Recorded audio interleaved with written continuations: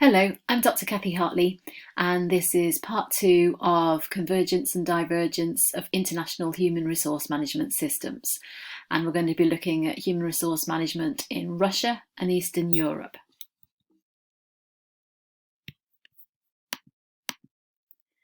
So the learning outcomes, or the point of this session, is that you're able to consider those convergence and divergence arguments that were talked about in part one, by looking at main trends in HRM across the Russian and East European region. So it's to understand the way that practices may be converging or diverging across this particular region, and to be able to understand the impact of context, culture and institutional features on practice. So just to locate ourselves, here's a map. So we can see where we're thinking of kind of Poland, Czech Republic, over in the kind of west side, bordering Germany, right the way across into Russia, which is somewhat curtailed on this map, but a sizable area that we're looking at with a number of distinct countries now.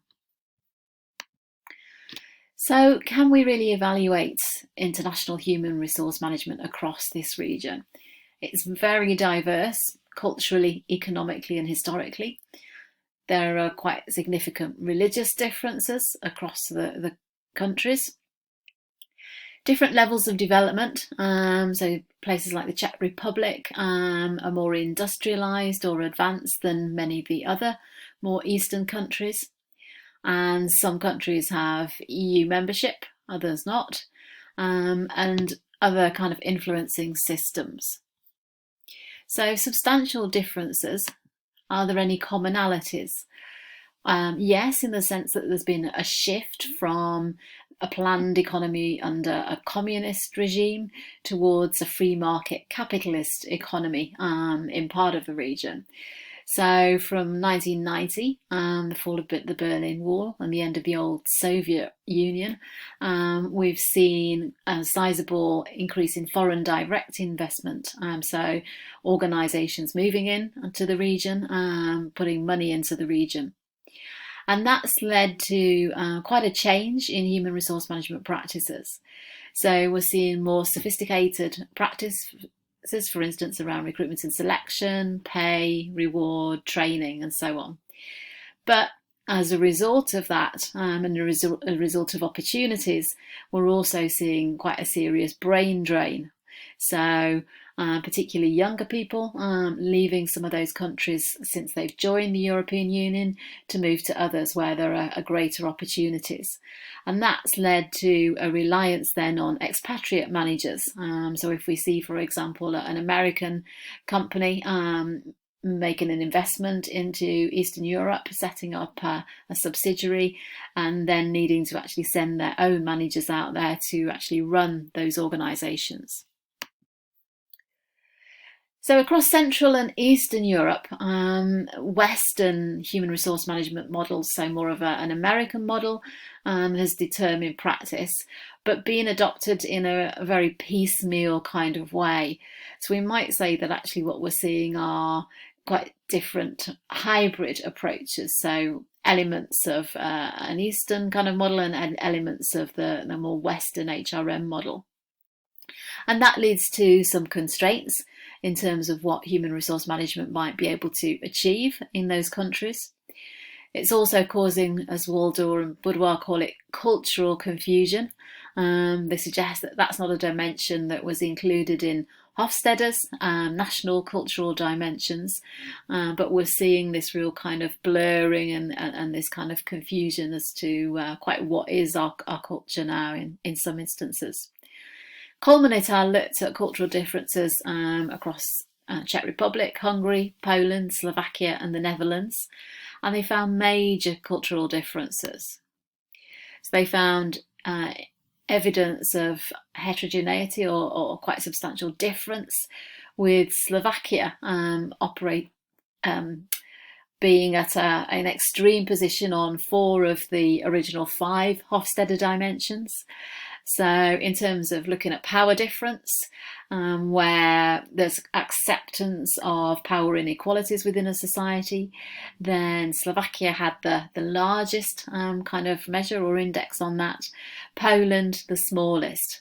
But all of the countries that they looked at were actually higher on power distance than Western Europe. In terms of collectivism, only Slovakia scored higher than the Netherlands. And in terms of individualism, the Czech Republic was the most individualistic of those countries. We tend to see the United States as being perhaps one of the most individualistic societies. So what does that mean? Does that mean that human resource management has to be specific to each country? Well, that in itself is problematic, because, what about differences, heterogeneity within countries?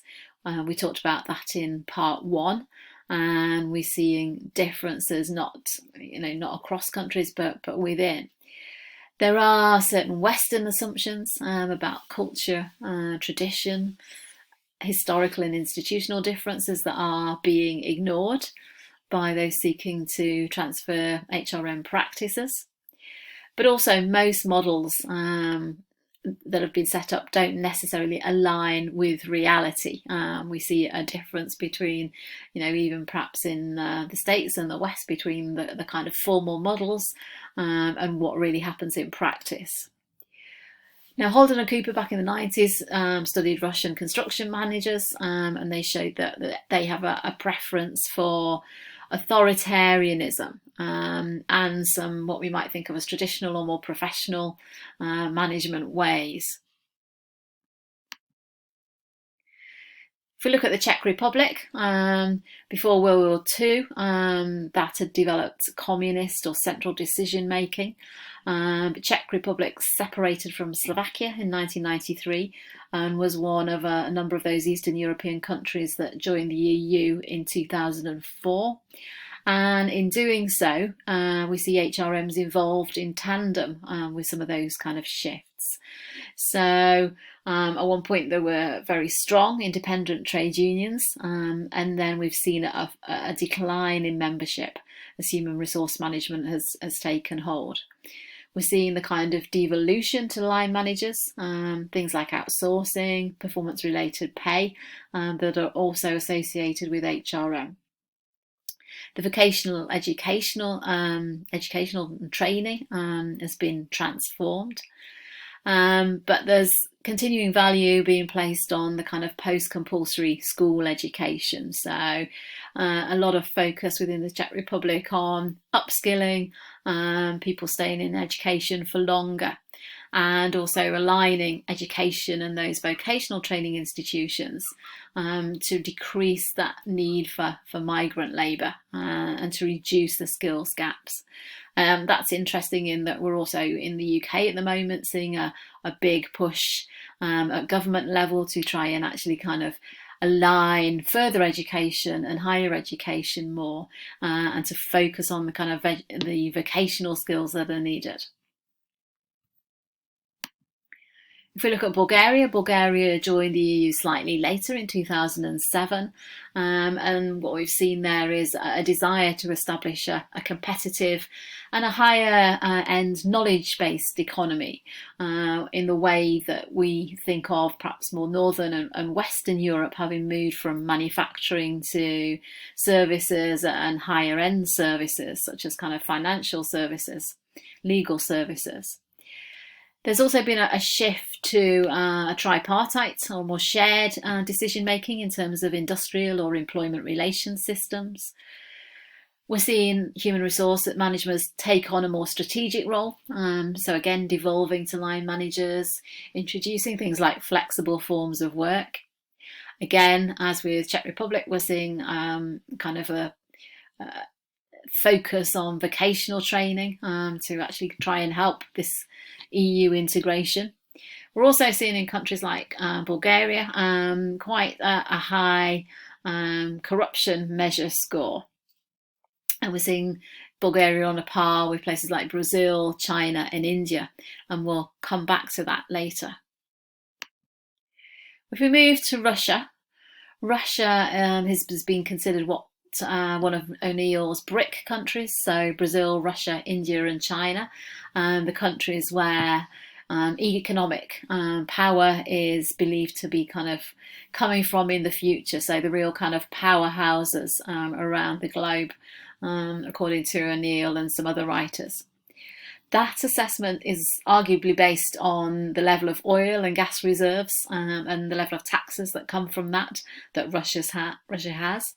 But it also has huge unexploited landmass, minerals, nuclear power, space technology and so on. Alongside that, we see real kind of clustering. So we see many of the kind of billionaires, the entrepreneurs, actually clustered around Moscow. And some of the old traditional industrial bases in decline. Russia, in terms of institutions, very authoritarian state. Infrastructure is crumbling. Corruption very high. Like just mentioned that in relation to Bulgaria, and we'll look at the next map. And the global financial crash in 2008 actually kind of raises questions over whether those BRIC countries will actually achieve what was perhaps a few years before that expected of them. Russia, we're now seeing more as an individual country, whereas in the past it was kind of assumed or subsumed into that Eastern European category.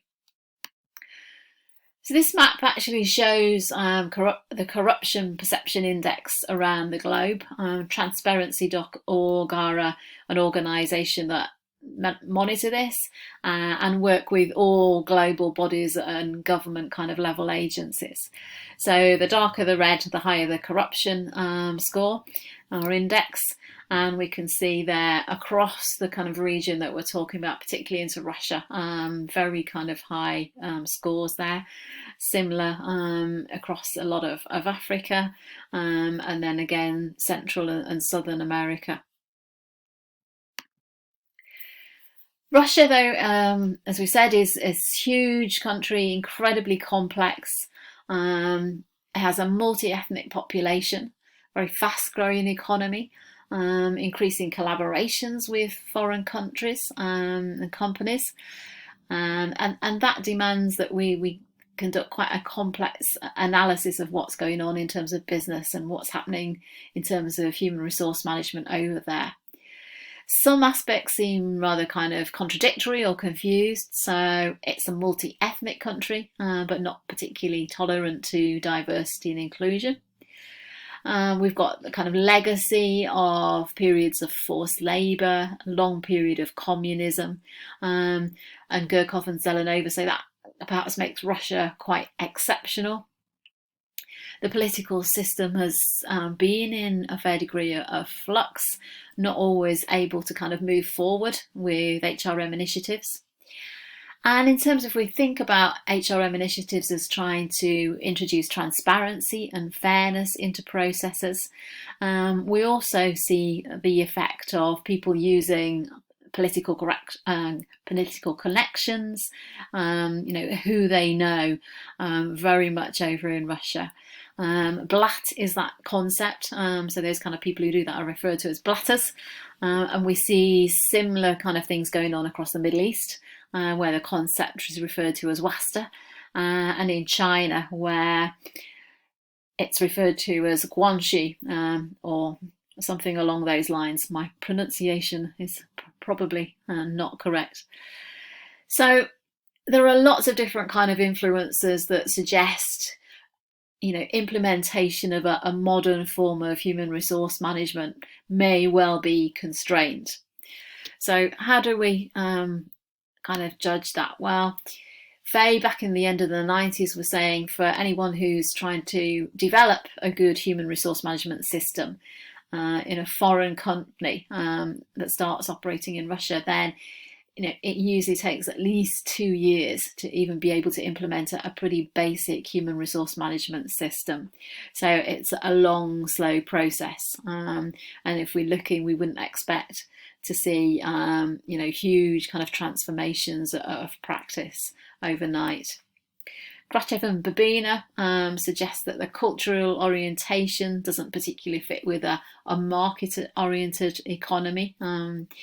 And the Globe study is a global study of leadership and looks at leaders and managers at kind of senior and mid-level around the globe. And a study of 450 Russian managers looking at their kind of them on the cultural kind of index was saying quite low on uncertainty avoidance, high on power distance, very hierarchical, more of a collectivist than an individualist kind of culture, but also quite low on kind of this more humane orientation. Comparative research between Russian and French expats who were in each other's countries suggested that Russia was more authoritarian, more short-termist, warmer and more hospitable, but control of workers and lack of trust of workers was higher amongst Russians, and Russia was certainly a very masculine, competitive type of culture. So the challenges for human resource management in Russia are in relation to this loss of talent, the talent flight or brain drain. For instance, non-returning students who go and study abroad and then stay there, leading to some significant skills gaps. A reliance on powerful owners, quite a need to focus on a number of small and medium enterprises, weak trade unions, high level of state involvement, a real lack of understanding of the value of strategic HRM, probably associated with those kind of powerful owners who don't want to relinquish control. But we're also seeing growing the importance of human resource development from certain sectors like energy and defence. In terms of selection of employees, then interviews are widely used. Certificates are perhaps, or accreditation is less important than a perception of a good work ethic and ambition based on previous experiences. CVs and resumes are used, but in a weak kind of fashion compared with, for instance, the UK. And the development of formal criteria for selection seems to be quite difficult. Managers seem to rely on gut feeling to make decisions. We also see that for non-managers, there's use of a 3-month probation period and use of a 6-month probation period for those in management roles before they can enter into any kind of longer-term employment relationship. That's part of Russian labour law. Now, we might say in practice, we see some similarities in many roles in the UK, for instance, but that's not embedded in UK law. Retention of employees depends on the industry and various kind of variables. So, as we might expect in other countries, the type of working conditions that exist, how good transport is, whether there are long commutes. Training is sometimes valued more than bonuses in terms of helping people kind of upskill themselves. And the way that professional mistakes are made as to whether they're critiqued in private or not. So overall, there's a low formalisation of performance assessment, quite a diversity in pay arrangements, lots of flexible kind of working and contract arrangements, quite frequent layoffs. There's use of unpaid holidays, redundancies, temporary and casual work. This might be sounding a little bit familiar to other countries, though, at the moment. Limited opportunities for collective bargaining at national and regional level. Minimum wage rules and kind of pay rules are often flouted, so pay can be late. Maternity and paternity pay and pay for sick childcare is there within law, but quite frequently flouted. But we're seeing that in terms of subsidiaries of multinationals who are based in Russia, then the situation does seem to be more positive. We are seeing a bit more convergence towards a more Western type of HRM model. So we see more use of formalised performance assessment, more use of promotion criteria, selection criteria for promotion, and also more presence of trade unions. In terms of resourcing, then high level of external kind of pressures, dominated by state-owned enterprises. There's been some recent renationalisation. We're seeing that Moscow seems to almost operate as a rather independent kind of system. Debatable as to whether there's kind of use of best practice. In terms of kind of employees, former employees often return to organisations. Loyalty is prized, really, is looked on very favourably. Managers often kind of are recruiting and employees based on their own, as we said before, gut instinct. A lot of centralised decision making, so authoritative CEOs. Poaching, informal kind of headhunting. Age norms exist. The idea that older workers are less able to adapt to Western ways. So some pressures there. And overall, perhaps HR being more of an older style transactional function than a strategic function. Jakubowicz and Kozina suggest that in terms of recruitment, the internal labour market is used first. So we take entry-level recruits and then tend to promote people from within.